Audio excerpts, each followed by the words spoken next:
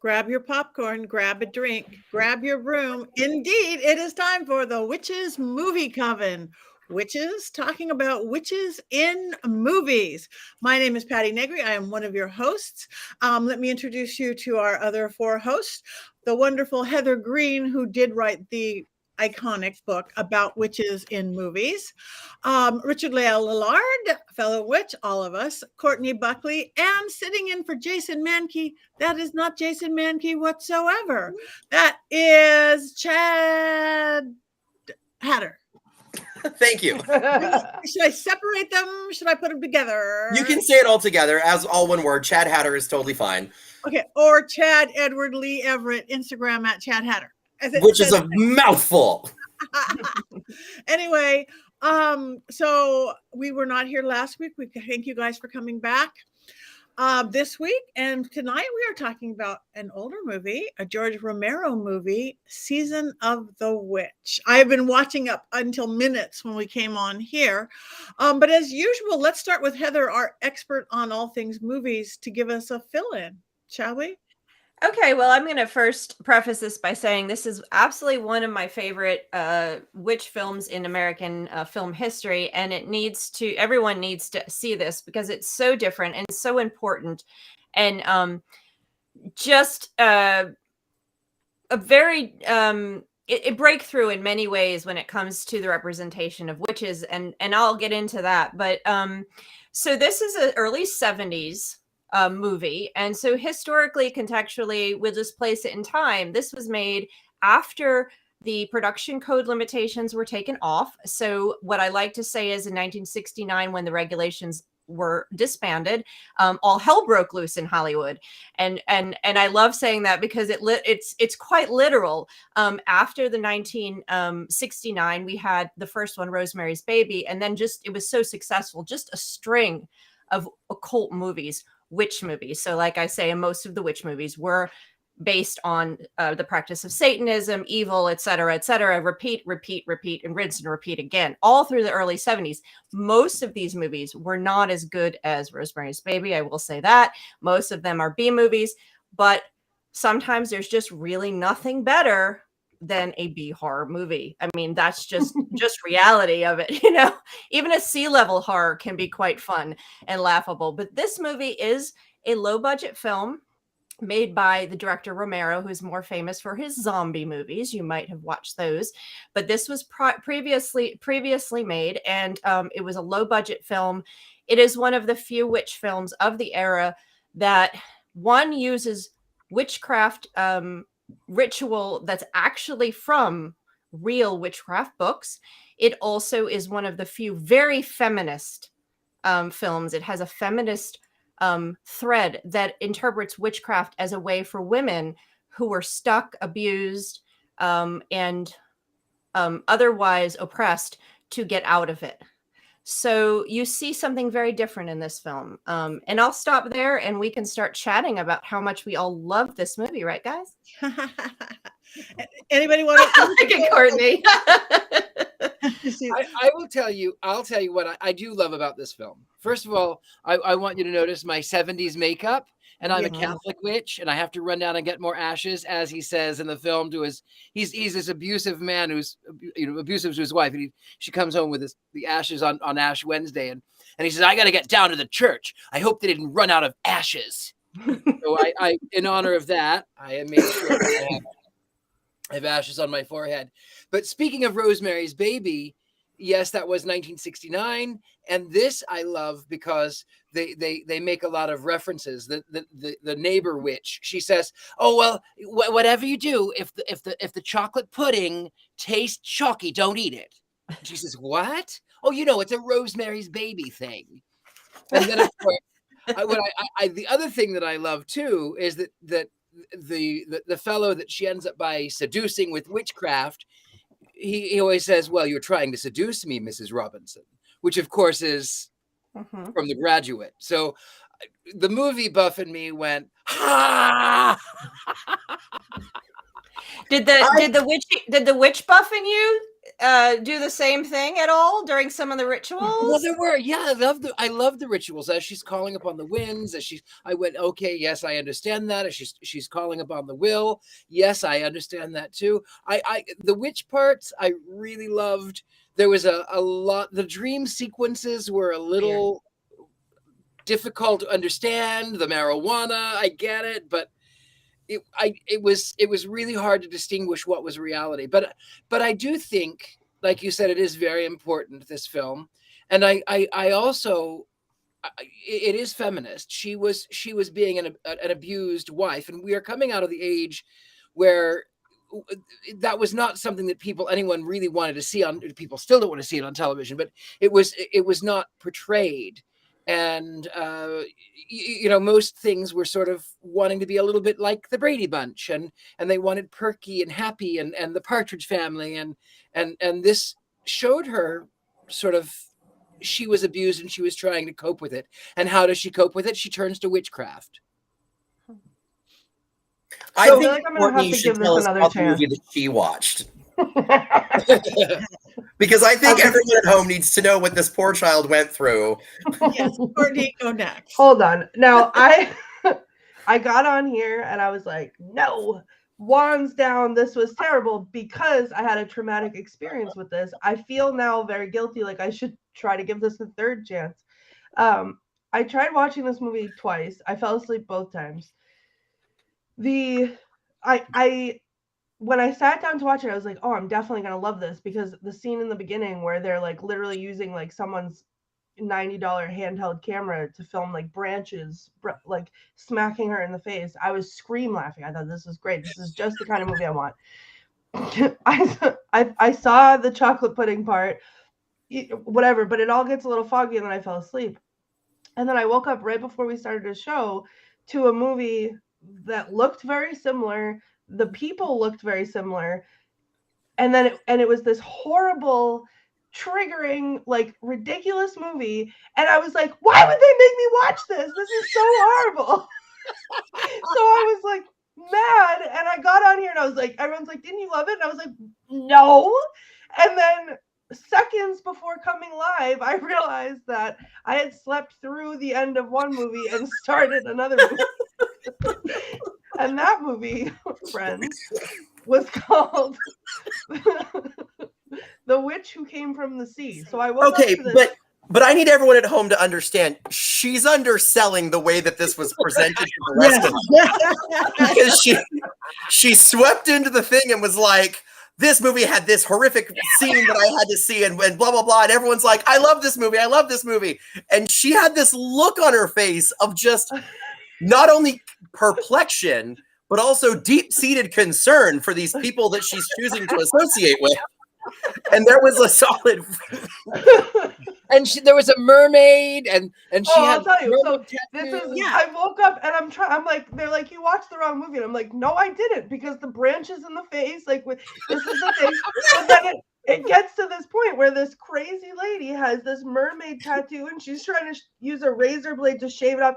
She like wakes up next to this guy called Long John or something like that in the bed, covered in blood, and he's like, oh my god, something's wrong. And she's like, what? It's just my own blood. Like, sorry, I'll get up and run to the laundromat if I'll get it off your sheets. But what she tried to do was razor off the mermaid tattoo, and I'm like, I wake up to this and I'm like, what is this? Like, they looked similar enough that like she's describing this to the rest of us, and everyone is just like what? Trying to make it. It was a solid 5 minutes of really delicious confusion. Yes. Yeah, and then there was a very graphic like flashback scene. So we're talking about flashbacks. I'm like, yeah, this was the right movie, because this horrific flashback. Right. And then she was being assaulted as a child by a grown man with a mermaid tattoo. And I was like, what did these people make me watch? I have to call somebody. I can't be on tonight. Like, I can't talk about this. Well, let's give context to Courtney's confusion here. So The Witch That Came from the Sea is a 1976 schlock horror movie about witches. And there it is. And it made a few years later. And I just to point out that there's a ton of them. there are a ton, and they not just witch. I mean, I like to call it witch exploitation period of time, because a lot of the movies in the late 60s and 70s, early 70s were exploitation films, like black exploitation. There's different ones. They just went wild. Hollywood went wild. Exploitation. There is I'm I'm losing my earpiece right here. So basically Hollywood went nuts when the code was gone, when they didn't have to be censored anymore. Some of our best American movies were made during this time. If you think Godfather, even Jaws, which was groundbreaking in many ways, even if doesn't stand the test of time, but things like Godfather, Star Wars came out then. This was an amazing time for both music, for movies. The 70s was incredible. But oh gosh, my goodness, I'm sorry, I'm losing my earpiece. Anyway, so we had a lot of these crazy B-level films that were trying to capitalize on what happened with Rosemary's Baby, which was a brilliant movie, all in all, tight, perfect, and we should have a show on it and discuss it, just hands down. But you had Brotherhood of Satan, you had Black Noon, you had Simon King and the Witches, Touch of Satan. I'm just reading from the list here. Crowhaven Farms, which is actually not that bad. Blood Sabbath, Blood Orgy of the She-Devils, and that's the best title of all of them. So you just have and of course, poor Courtney wound up with The Witch Who Came from the Sea. I'm traumatized. I know how you did, though, because I was watching it on that, was it Tubi or Tubby? That's where it was, yeah. Tubi, and right under it said, if you like this, you're going to love A Witch from the Sea. So it probably just. I will not. Yeah. I should have called the authorities, like the FBI. No, I did not love it. The fact I want to take a moment. I want to take a moment just to look at that poster one more time, and just the way that it's painted and the color scheme, and she's underlit and her boobs are out and she's got hips for days. Like, I'll tell you, her boobs were out for most of the time that I saw it too. That's nice. It was. And that's actually very common in these movies. And I talked about that when we talked about Anna Biller's film, who was trying to replicate the styling of these movies. She was trying to get that sense of that 70s pulp kind of sensibility that these movies have. But she actually showed, when she showed the nude scenes, she had both men and women naked. It's a modern movie. There in these movies, it's all boobs. All boobs in every movie. The women are always, and especially the witches. The witches are usually either half naked on top or completely naked. It's just a feature. Sometimes completely naked. Men are never naked, but women are always naked in these movies. So I really liked when they did have on clothes, though. I liked the clothes because I had just on the plane in from Australia today. I watched Almost Famous, which takes place in 1973, a bigger budget movie, with Kate Hudson, and I just loved all the clothing. And to me, we would need Chad's better expert on this, but I thought they did really good with those early 70s looks. The 70s is a weird time for costuming because you're kind of like America was still sort of riding the wave of polyester. And so everything on camera has this kind of like almost like a cartoon made reel, just no texture, very flat. There was bronzer. Everyone was wearing bronzer and bright, garish eyeshadow and excellent, handlebar mustaches. And it's rare when you come across a film from this period where the costuming makes sense in context. Because a lot of times when you get costumes from any time period, including like the 90s, you can look at it, and if it's meant to be contemporary, you can tell what period it's from. So whenever they try to do fantasy, it sometimes works and sometimes doesn't. And I like to point to Star Trek, because Star Trek, it works, but it only works in context. But I was looking at pictures of some of the witches' looks from this movie, and I think you could wear some of those to a modern music festival and you'd be the hit. It would be just avant-garde enough to work. And I think that's kind of lovely. That's because I'm a witch. I'm a Catholic and I'm afraid, but I'm a witch. Oh no, I'm Catholic. No, I'm a witch. The doe eyes make this. Yeah. I know it's Richard real. Lael, I don't think you're taking this seriously. A woman was accosted with a mermaid tattoo, and I haven't actually seen the film, but outrage! That was not this movie, Chad Hatter. Wait, I'm no, sorry. actually, Sorry. hold on. Here's why it's very easy to get these two confused in the, sleep, because there was also weird flashbacks in this movie, but the weird flashbacks in this movie were like that inverted color, and then it was of half men, like, and body parts, like men cut off at their torsos, and then body parts strewn about on like a raft in the ocean, which is why when I woke up I was like, no, that's not this movie. Not this this movie. escalated very quickly. So the flashbacks in the beginning are not really there. There's more like she's struggling with her life. She's her daughter, who's adult, doesn't like her. She's aging, so she's looking in the mirror at this person that's getting uglier and uglier in her perception because she's hated by her husband. So it's more like less flashback and more like her mental state, this state of confusion and sadness and just feeling like I'm worthless. And getting back to costumes, I think that's reflected in the costuming. When she goes from this housewife, her hair's pulled back, she has no makeup on, she doesn't have the Richard-Lael eyes going, she's totally bland. Her coloring is dull, and her costume's simple. And as she starts to practice witchcraft, as she engages with the young her daughter's boyfriend, I think he was, right? Yeah. And as she starts to engage and eventually goes and becomes initiated with the 5-hole kiss, let's just point that out.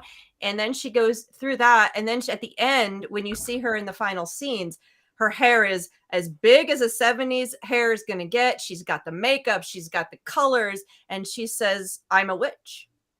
And it's funny because you can almost track. I just was going to say, you can almost track her transformation by just watching her collar, which starts up here, and then as the movie progresses, it begins to get lower and lower. And I love her eyeshadow, her silvery kind of like Gail Sondergaard eye makeup. It's lovely. I really love the fact that she does get empowered, and she is lusty, even though it is after she's abused by her husband, and she lusts after her daughter's boyfriend.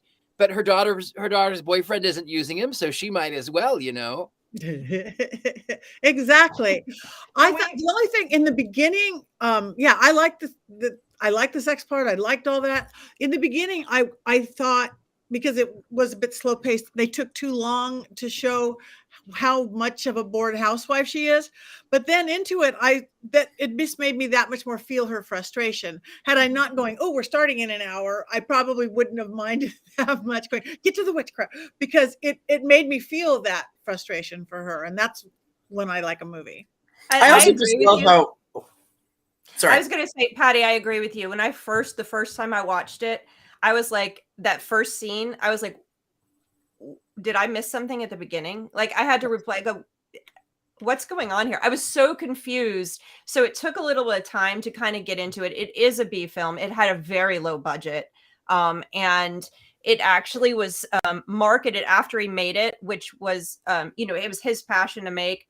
After he made it, it was marketed as a porn film, which it really is not at all. And they didn't know why. And it failed miserably. And I think part of it is the low budget, and part of it was that weirdness at the beginning. He was doing something different. And I agree with you. It took a minute to really go, wait a minute. Okay, this is pretty cool, actually.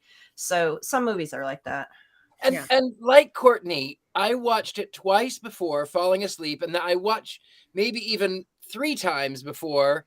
When I had first seen it, I saw the first sequence, and then I fell asleep. And then that when we didn't have a film, I said, "How about this film?" I had to go back, and then I watched it, and I fell asleep. And then I watched it again, and I fell asleep. So I just watched it like an hour ago, all the way through. I sat down and I watched it. I went, okay. By the end, I actually really like it. Mm-hmm. I just love all the things in it that are almost presented as warnings. Like, this is what your life could become, and you look at what she becomes versus what she was at the beginning, and it's like, okay, but that was way more palatable. That was way more fun than this nonsense. Like, yes, shoot the husband. He's in the way. Like, And Patty, you had something you wanted to say? Yeah. No, I'm just enthralled. Is that a double cigarette holder? You know what? It is a double cigarette holder. I'm going to tell you, this is a replica of one that was used by Dustin Hoffman in Hook. And these are very rare. They're very hard to come by. And I'm going to tell you, Chad Edward Lee Evatt built this one. And as a gift to me when I left Los Angeles, he gave this to me. So yes, it's a double cigarette holder. I thought because it's the 70s, they like a lot of cigarettes. A lot of cigarettes. So, listen, I'm going to need to borrow that after what I watched accidentally. I feel so bad for Courtney because, so here's the thing. I want everyone to know, full disclosure, I've been doing like surreptitial research so I can kind of keep up on the visuals and be able to actually, contribute something to this. I haven't seen the film because I was told I was doing this like 45 minutes ago and just didn't have time. But like, I may not be prepared, but Courtney is at least moderately prepared. And I wasn't for that. Well, I think going into watching the 1970s horror movies, these B films, you have to take them and be ready for them because most of them they're not very gory, but they're pretty bad and they're really funny and they're just, you get addicted to them. It's like eating sweet tarts or something. Oh my goodness, I gotta watch another one. I just need another. I want to watch another one. And I for the book that I wrote, I had to watch them all back to back. And I just wanted to see how bad it could get. And it really, actually, to be honest, the worst B horror film I saw was actually from the late 90s and early 90s. It was not from the 70s. The one thing that's really cool about the 70s, and if you are a practicing witch and you know your stuff, watch for it in these movies. Make it like an Easter egg hunt. Watch all the ones in my book. You get out the pages in my book, look through them and start watching them. And it's an Easter egg hunt because the oh, there you go. Good. List them off, Courtney. Sorry. So basically what happened was it was in the late 60s when modern witchcraft, modern Satanism, LaVey, all this stuff was coming into vogue. It was becoming popular. It was becoming popular in Hollywood. It was becoming more accessible in books. I think Gardner's books, I've talked about this before. Gardner's books first came to the US published in 1970. Buckland's books were first published in 1970. So you had this, the magazine, zines, all of this stuff, plus the counterculture was making it accessible. So you wind up with these writers having access to real material. Now, of course, the portrayal of witchcraft in these movies is not accurate. However, they use the stuff. That's why it's like an Easter egg. You see the stuff in this movie. Mark of the Witch, another really good one to watch. Not a positive reputation about witchcraft, but they call the goddess, they call the corners, et cetera, et cetera. And you'll see it over and over again. So from throughout the 70s, 68, 69, so through mid 70s, watch the B horror films and check off the real witchcraft you find in them. Buckland was actually an advisor on Necromancy, the film Necromancy. And I did like in this film, too, she says, well, witchcraft, it's not like you see in the movies. You can't use the power to turn off the light switch.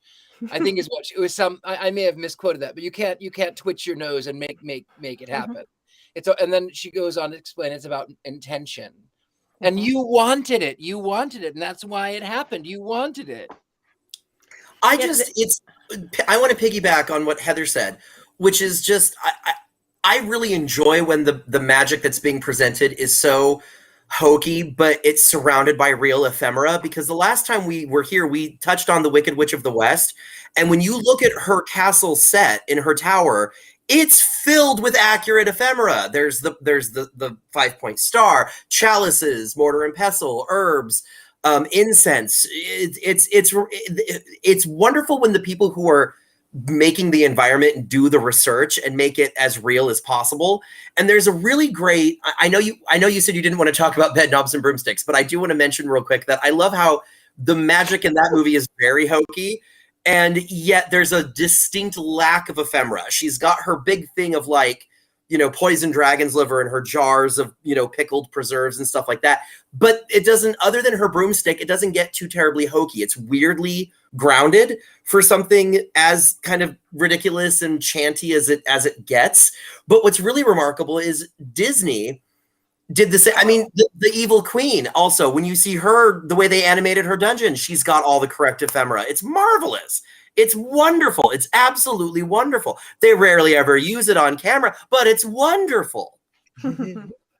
Can I address one of the messages, or one of the things in the comments? Someone said they don't see how it could be porn film, and I mentioned that it was marketed as a porn film, and this is another contextual point for the 70s. It was the 70s when the porn industry really took off in terms of movies. The rating system came into play and made that possible, although there was films prior to that called nudies, and there was the first melding of the nudie film and witchcraft was in the 60s. There was a film called The Naked Witch, and it sort of started to come together. And that was because, again, of the 70s and this sort of hell breaking loose, this exploitation. So you wind up with witch films and occult films merging with the nudie, with that nudie sensibility or something. You have it sort of light. That's why you have a lot of boobies and other things like that, because the cult and this concept of it's not, I don't call it porn, but this concept that sort of light porn kind of melded together in a lot of these films, and you see it. It's all titillating. It's all very intriguing but scary at the same time. So you have that happening in these 70s horror films. They're not really porn, and I think that's why they marketed this one as, because it was a cult, because it was on edge, and why not mix it in with that? It's not a porn film, and that at all, and it never was meant to be. But the marketing people first marketed it as Hungry Wives. That was its original title, to make it feel like a porn film. And then they changed the name to Season of the Witch in the early 80s when they redid it, and it still failed. And that's unfortunate, because it really is a very important film and is a very well done. It's very different than most horror films. And I have to say too, I adore Donovan, and I adore the song Season of the Witch. Mm-hmm. And it's featured in so many other things too, when even more contemporary things. When you think of Dark Shadows with Johnny Depp, they're going back to the 70s, and what do they play? Season of the Witch. Yeah. So I think the entire film and that particular song is incredibly important, not just to the witch community, but also in media. Mm-hmm. It really captures that 70s. It's that time right after they released the Hays Codes. I think it's brilliant. And it's interesting. I had a very different experience. The Witch That Came from the Sea had a lot of doing it. That could have been. And Courtney, there were a lot of ones that went way further. There's the psych. I think it's 4D psych. Hold on, I have it in my book. It's called something like Psych 4D Psych, Sex Rituals of the Occult. And there's a lot more. There's a lot of films that it's a range. They go from like this one to far over closer to the porn, and then into porn. Actually, you see a lot of that in the 90s. Actually, more of it in the 90s than you do during this period of time. But you do, and The Witch Came from the Sea is one of those that is way closer to that, which is why you were like, "What are we watching?" Well, because the scene. No, but like there was a lot of like. I was like, oh, okay, like there's boobs, there's blood, there's whatever, there's doing it. But then there was like a flashback scene to childhood trauma that was played out on the screen. And I'm sitting there and I'm like, I'm not going to finish this. Like, I'm going to go on and yell at everybody for making me watch this.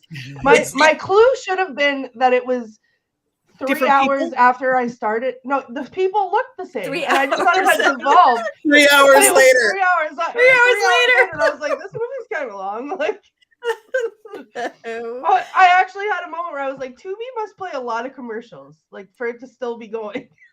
That's funny. I want to go back. I did too. The Season of the Witch. That right. That's the first time she was seen doing real witchcraft, that she stepped into it. The song was perfect. And I think it just added to the whole thing, like you said, Richard-Lael. There's also, it's interesting that song also pops up in children's media, because there's a movie called Paranorman, And the entire aesthetic of this town that the movie is set in is kind of stuck in the 70s. Like everyone's wearing, you know, lots of blue, lots of orange, lots of burnt orange, lots of brown, trucker hats, those puffy vests that were, you know, all over the place. But there's a whole section where they use the song Season of the Witch because there's a thing within the plot of the movie. They have a festival called the Season of the Witch. And it's and they use that song beautifully. It's such a versatile little ditty. There were a lot of movies at this time that are worth watching that are not the C movie that Courtney watched. So I definitely advise them. One of them is well, and here's the other thing that this is: most of the movies in this time, the witch movies, were more about towns that were infected with witchcraft, satanic witchcraft. It's that type of witchcraft. So you have like a Crowhaven farm and necromancy and stuff. It's like this young couple, innocent man wanders into a town, just like you see in what's in the other movie where the young couple winds up on the walking into the building and getting. No, not Rocky. Well, it's the same thing, right? There you go. Rocky Horror Picture Show is the same. It is the same thing. Young couple, encounters the occult and gets wrapped up in it. Anyway, this one is actually one of the first where you see this bored housewife. It's what I call a bored housewife trope, and it's really the first time you see it. Who walks into witchcraft, gets involved. And it empowers her. And that last scene to watch her with that smile on her face, this is not bad. She's not bad. She's happy. She's released now. And you'd really feel that. You really feel Jones like, okay, now it's on, now my life is going to take a meaning. It's going to be, so you get that. And you see that a little bit here and there. There's other movies later that take on that bored housewife scenario where we see there's one in the early 80s. It's going to escape my mind in a second. It'll come to me. There's a story that gets repeated about the bored housewives using witchcraft, and I'm going to find the name of it for you. It's in the early 80s. Give me a second. And it is. Go ahead. No, I was just saying we can all show our Black Phillips while you are looking. Oh, yeah. Witch's Brew. Witch's Brew? It's called Witch's Brew. And it's another one. And it's a repeat of a common story. Another movie was made in the 40s based on the same book. And it's about a bunch of bored housewives who then engage with witchcraft in the case of that movie, it's to help their husband's career, but we don't need to talk about that. In this case, it's to help her. So it's a very unusual movie. The Truth About Witchcraft Today, 1980 cover. I have that book.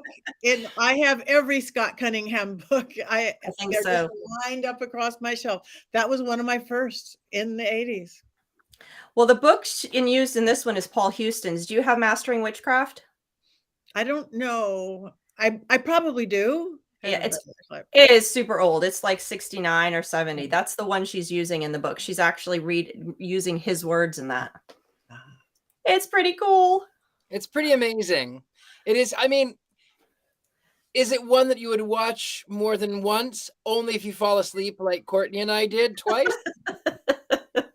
I might try it again. I think you should. Courtney, I think you should definitely sit down and watch it when you're awake, because that's the problem. I was awake and then I was not. Have a cup of coffee. Yeah. Or a Red Bull or whatever it might need to be an IV of Red Bull. Get through the beginning and let it start to happen, and you'll see her transformation. It'll interest you. The thing is this, like, I am a huge fan of the B horror. Like, I love the purposefully bad, which obviously these weren't purposefully bad, but looking back on them now, look purposefully bad. But like Velocipaster is one of my favorite movies because it's just so stupid. And because I think it's so funny when they take themselves so seriously.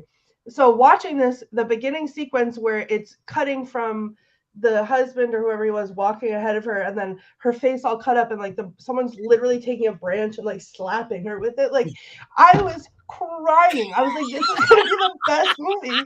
And then I was like zoned in and waiting and waiting, and then all of a sudden I woke up and it was like mermaid tattoo, blood, like, and I was like, you were out like 3 hours, I think. Clearly, like I was halfway through the next movie. So, but I will ask this: will someone please rewatch The Witch Who Came from the Sea? I will. So that you will be we can trauma bond over how horrible this was to wake up to. I'm going to tell you that Witchford Came from the Sea is not one that I watched for the book. It's in my book listed. I watched 99% of the movies listed in my book. There's a few that I didn't. This one I did not watch, and I'd have to go back to my notes in my back room to find out why I did not watch this one. And I have to tell you why, and I will tell you why, and I will give you the reason why I didn't watch. But I am happy to watch it. I will watch anything. So I will watch it and we can trauma bond. I love this for us because I want you to see the flashbacks, which I was like, what is even happening right now? Like, I felt like you have to imagine coming from, like, I fell asleep. I didn't think I was asleep that long, and I thought the movie was still on. So I thought this was halfway through the movie that I had started watching, and how it had escalated from these, like, the branches in the face to visions. She would go like this. She would be like, and then it would be like half dead, or not dead bodies, like cut up on a raft. And I was like, and then she's like clawing at her stomach to try to get the mermaid tattoo off. And there's blood, which is very clearly like red food coloring and water that she's just smearing around like this. And then I'm like, and then she wakes up on the bed, and he's like, the guy Long John is next to her and is like, oh my God, your hands, like, wake up. And she's like, fine, I'll go to the laundromat. Like, what is happening? So I think I was too traumatized to realize in that moment that something was wrong. Well, we'll take a vote. That's maybe everybody who's like, again, I want to appreciate everybody who's chiming in. Rusty and Robert and Tabitha and Lisa, you guys are chiming in. So you'd let us know if you guys want to suffer through the Sea Witch with us or not. If you guys want to, we will. If you don't, we won't. Well, hold on, because there has to be a trigger warning, because there is this is where I turned it off. I was like, absolutely not. I'm going to yell at everybody for making me watch this. There is a scene where she flashes back, and there's trauma associated with the mermaid tattoo that she has, because someone assaulted her as a child who had this tattoo, and it's not graphic, but they show it. So be aware of that. Okay. Well, I don't want to be the problem. I don't want to be the problem. Well, hi, Matthew. Matthew just jumped in. And I want to go back to Robert just said they use real witchcraft references and even refer to a religion. One of the first words are, that, sex with goat things is a little overrated. So they said something like that. Yeah, I have a quote. I have an actual quote I wanted to read that gets to that. I just found it, and it's my favorite quote from the movie. And it's they're driving to the first time they go meet the priestess.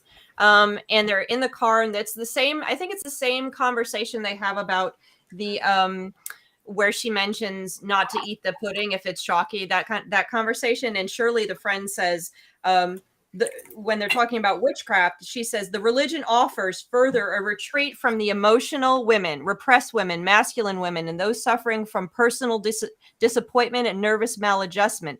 And then she sighs and says, Christ, what other kind of women are there? No wonder the stuff's getting so damn popular. So it refers to it as a religion. It mentions how popular it's getting, how it's a saving grace, so to speak, for people, for women who are suffering, which is really what witchcraft has been for centuries in many cases. And it is for many, not just women. Witchcraft and magic have been a saving grace for many oppressed peoples around the world, across the board. So it's a remarkable, it captures something remarkable and unusual than most witch films. That's why I get excited when we talk about it. I'd watch it again, but yes, it is slow. It is slow at the beginning, but once you get into it, like Patti said earlier, once you get into it, once you get to the witch part, once you understand why it's so slow, is because her life is boring. She gets abused. Mhm. She goes to church. She gets abused. Her daughter hates her. She goes to church. I mean, that's her life. And then when it comes to the magic, then she, of course, I'm going to spoil it. She kills the husband. Why not? Get rid of him. He didn't need to be there anyway. And it was said, well, she thought he was an intruder, so what else was she going to do? But didn't Yeah, I she need to dream rewatch of it. that earlier on in the film too? What was that? Wasn't there a dream? Now I fell asleep and watched another movie. No, I didn't. In one of her many dream scenes, didn't she think somebody was breaking into their house? Somebody's breaking into their house, and it was her husband. Then she was really beating up her husband in bed. Oh yeah. There was that scene. Mm-hmm. I think that was. The question I have is that, is this really a horror film? And it's not a porn film, although it was marketed as that. Is it really a horror film? For me, it's not, because for me, it's not a horror film. But the only reason it's categorized as that is because there's a murder and because there's witchcraft. But is it really a horror film? It's not any. I agree with you. It's not a horror film. It's not The Exorcist, which is a 70s horror film. It's not. Poltergeist, which is considered a horror film. So no, I don't think it's really a horror film from the 70s, but it is an impactful film. Which film? Yeah. Can I just hop in with The Witch Who Came from the Sea is classified, I'm on the Wikipedia right now, as a, quote, video nasty by the United Kingdom Department of Public Prosecutions, and was considered prosecutable for violating obscenity laws, but the prosecution proved unsuccessful. And I think that's the reason why I skipped it, because the films that were clearly crossing the line over into pornography, I did not watch unless I got accidentally tricked. And I didn't know it was. I was tricked. It was witchcraft. I was tricked. I was bamboozled into watching this. And it was you just fell asleep and woke up and just continued watching. Someone put a spell on me to fall asleep and not realize that I was not watching the same movie because they looked kind of similar. I don't know. But, I mean, it was the 70s. You've got 35 millimeter. You've got bronzy makeup. You've got blue eyeshadow. You've got big hair. I can see why you would think it would be the same film. I have a question. I have a question regarding like women's. I want to say women's lib, but that's not the correct phrase in the slightest. What is the earliest movie you remember seeing exposed breasts in? Because we've established that it was a real popular thing to do in the 70s, right? And the first one that I remember is 1927 Fritz Lang's Metropolis. Okay, but does that count though? Because they're metallic, aren't they? She's made of metal. No, when Robert Maria, she's transforming. You see them when she's a cabaret, when she's in her human form, like a human mask, and she's seducing all of the men. She's wearing it's translucent fabric, but you can see her bosoms. So 1920. I may have seen an edited version of this. So you want some really geeky movie response to that? Yeah. Yes. Okay, so basically, prior to 1934, there was no code. There was no restrictions on what. That's why you see. Well, that's a German film. So first of all, so the codes were very different in the early part of in the U.S. even. So you had a lot of stuff that was going on in mainstream film.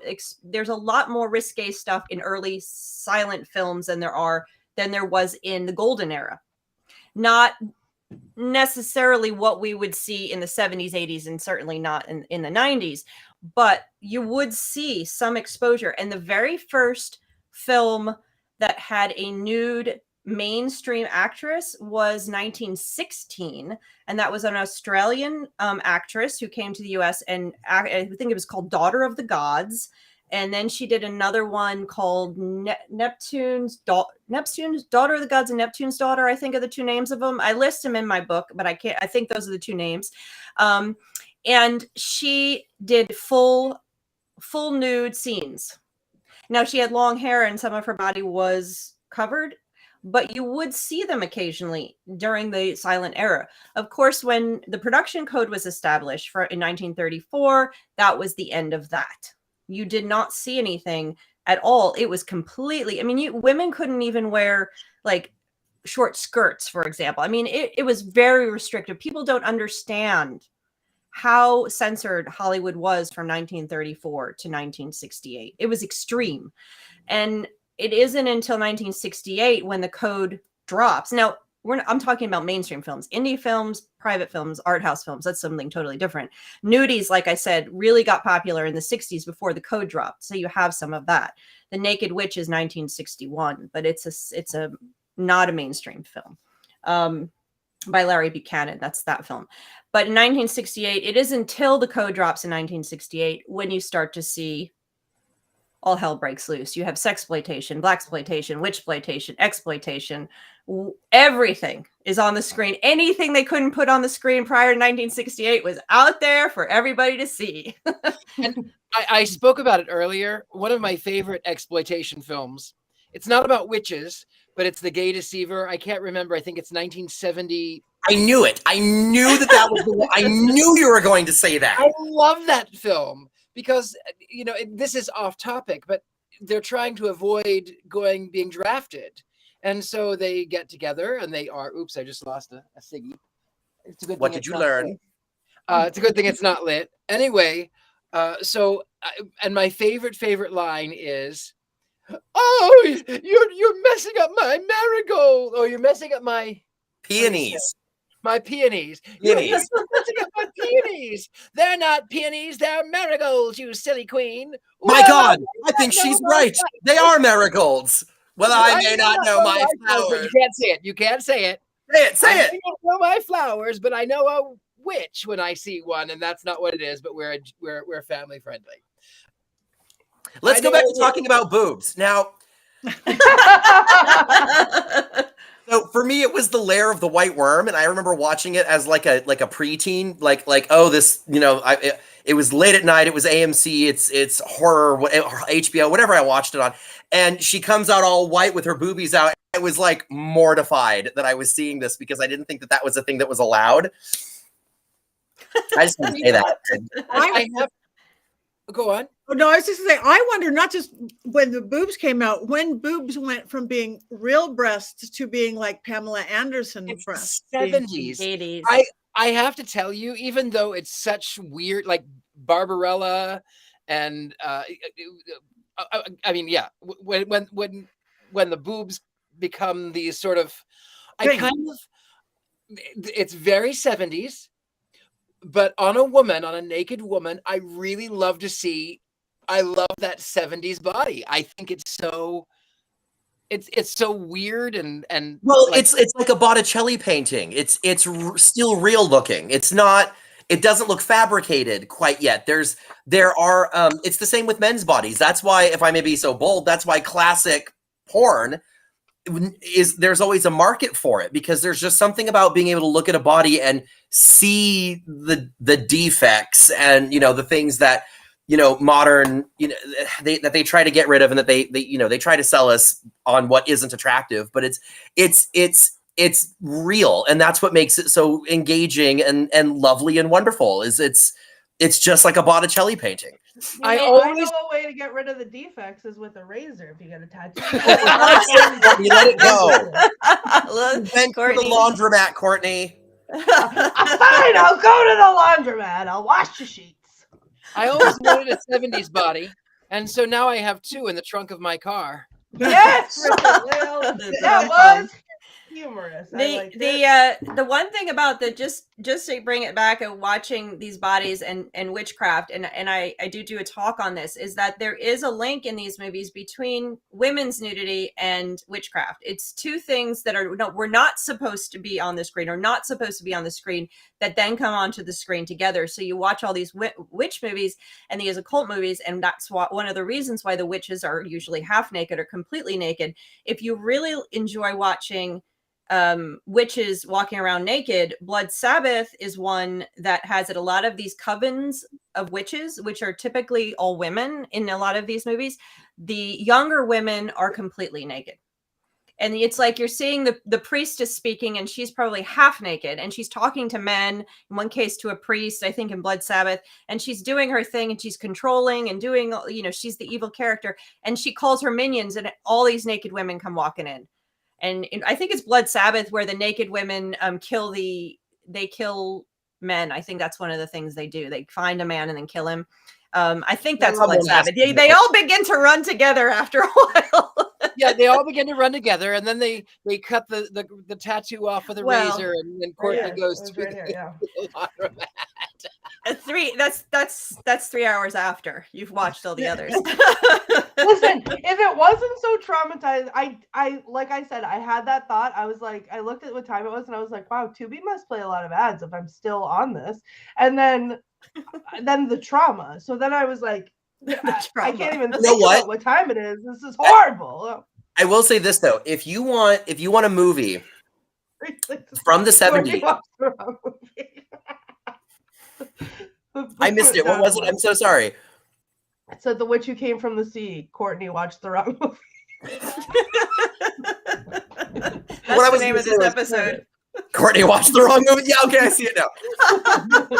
You want a movie from the 70s that is like peak 70s, like atmospheric horror. Unfortunately, there isn't really a presence of witchcraft in it, but the remake of Nosferatu with Klaus Kinski, because Isabella Adjani as Mina in that movie is just so 70s and so stunning in every single scene that she's in. Like, just the way they've styled her makeup, her hair. And it's one of those movies where it's set in the 1800s, but there's like satellite dishes in the background of shots and like little phone, cables. It's little things like that. But as far as atmospheric and just like pure 70s, like gorgeous women, you can't beat it. It's amazing. It's so beautiful. Wow. I love, there is a horror film that I love from the 70s that doesn't have anything to do with witches, but it does have to do with a possessed car. It's called The Car, and it's basically this car terrorizes this southwest town, and nobody knows who it is, but he runs people off the road and makes them fall into deep ravines, and it just runs along and it goes, meep, meep, meep, meep, meep, meep, meep, meep. And it's just, there sounds like Christine. It's pre-Christine, but yes, it's sort of like that. Christine is a much better film. This one, you never get to see the villain. Is the car just this demon possessed car, or is there some person that's hiding inside of it who gets his jollies off by running people over in the Southwest? So Richard-Lael, there's an episode of Futurama where they spoof that movie. Where so Bender becomes basically a werewolf, but he doesn't turn into a wolf, he turns into a car. And he like runs people down, and he does this thing where he'll like rear back on his tires at the moon, and it'll go, oh, honk, honk. And it's just, I have to play that. I wonder if I can play that honk. That is fun. That reminds me, nothing now, completely off subject, and then we're going to get back to wands up and wands down. One of the most affected, I think it was an 80s movie, but it wasn't a car movie, it was a truck movie. And I think Dennis Weaver was in it. And he was being terrorized by the trucker. I think that was 70s. I think it was like 78. Maybe that scared the pants off me. The tension, I still, you see big trucks go by, and it's like that just got me completely off topic. But isn't there a more modern, like horrible horror movie called like The Tire or something like that, where like Rubber. Rubber. Okay. Rubber. It just like shoots off and like kills people. Oh my god. Can I go off subject for 1 second? Oh, that's scary. I want that as a text alert. That is funny. All right. Since we're getting close to the time, and I want everybody to be able to say what they have coming up, I'm going to see Robert Hicks, who's our regular participant. I'm going to see him in a few days in the Caribbean, where he's going on the Dark Water Cruise. But before we get to what everybody's doing, let's go back to the season of the witch. Wands up, wands down. I feel like I can't do a wands anything because I watched the wrong movie. I'm doing a wand up because I'm looking forward to watching it. So all right, I'll give one of that. Out there, hey, Scared and Alone, hey, Alyssa, hey, Cindy, Can't wait. Robert, I know. I can't wait too. They're 2 seconds behind us. So one's up, one's down. So we have a almost unanimous wiggly wands up for Seasons of the Witch, 1973, George Romero. And if you guys want us to watch the scary mermaid movie, you let us know. No, I just would like if anybody in the chat, like Heather, I appreciate that you're willing to trauma bond with me. I'm looking forward to it. If anyone in the chat decides to watch The Witch Who Came from the Sea and they need to, like, you know, trauma dump or like talk about it, my DMs are wide open for that conversation. So please send me a message and I will talk about it with you. Can I give a wands, like 800 wands down for The Witch Who Came from the Sea? But also, now that I've had some separation, I kind of feel like it's funny. Courtney watched the wrong movie. All right. So, okay, we have a couple more minutes left. So everybody want to say anything they have coming up or where people can find you? Let's start with our beautiful guest who we'd love to have on, Chad. Well, first I want to apologize for not being better prepared, but it really is Richard-Lael's fault. I will take full responsibility for it being his fault. And yeah, so thank you guys for having me once again. I hope I was able to actually contribute something rather than just babbling away, taking up space. You guys can find me on Instagram at Chad Hatter. That's really the only social media I have. I do have a TikTok, but I can't be bothered. I'm in my 30s. I don't really have anything huge coming up at the moment other than I did do costumes for a drag brunch that actually premieres this weekend in Orange County at Strut. It's themed on Wicked the Musical. And I did Elphaba's Act 2 gown with all of the kind of textures and everything in it for the fabulous drag queen Clairvoyant. So if you're near there, do go check that out. It's going to be quite lovely. I'll be there on the 26th. And other than just trying to get over the flu, that's really all I've got going on. Okay. Courtney. That's me. So my Valentine's Day tour, my anti-Valentine's Day tour is over. It was a great success. And that's it for me now. I just go back to the regular 9 to 5 and enjoying the wrong movie on Wednesdays, obviously. You can find me on all the various socials at the Themes. The QR code up here brings you to my Twitch, where I stream horror games and I have sound alerts set up. So if you want to come and scare me, please just don't show me any mermaid tattoos. And yeah, that's what I got. Or you can watch me at of course Scared and Alone as Ghostbait. Oh, look at that. Look what I got 1,000 postcards. I love it. 1,000 postcards and 1,000 postcards of Witch's Movie Coven. I'm going to bring some on the cruise. So thank you. Yes, watch it. It's great. All right, Richard-Lael.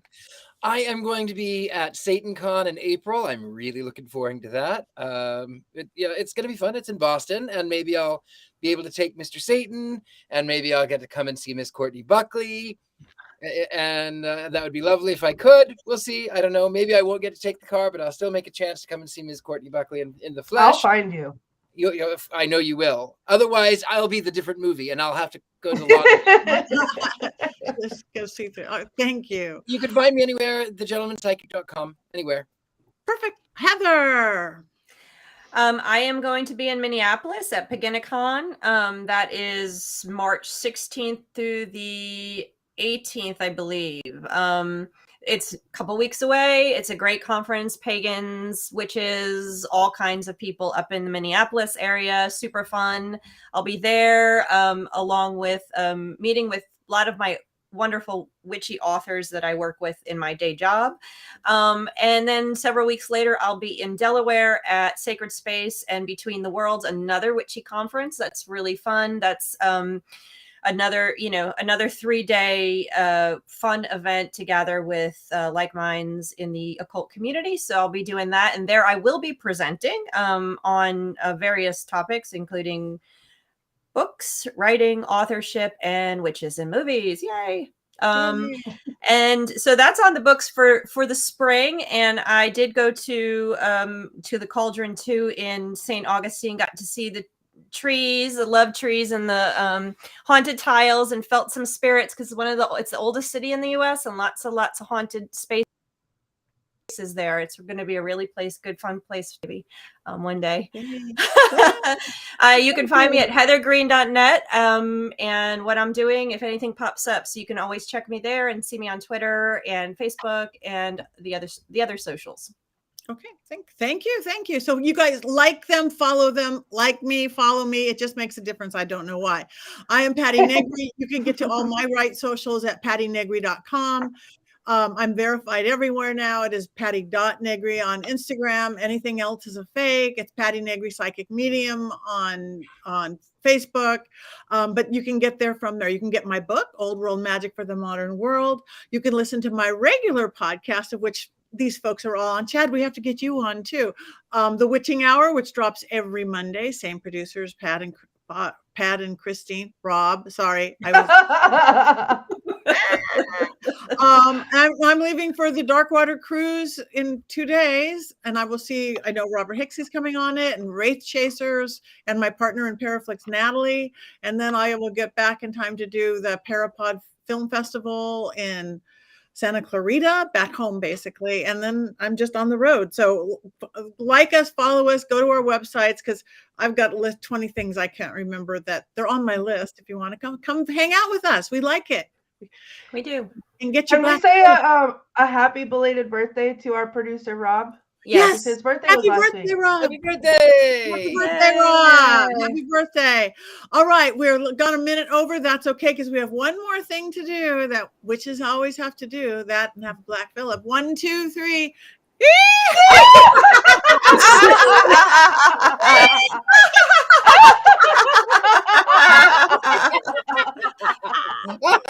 That's the Movie Coven. Tell your friends. Join us.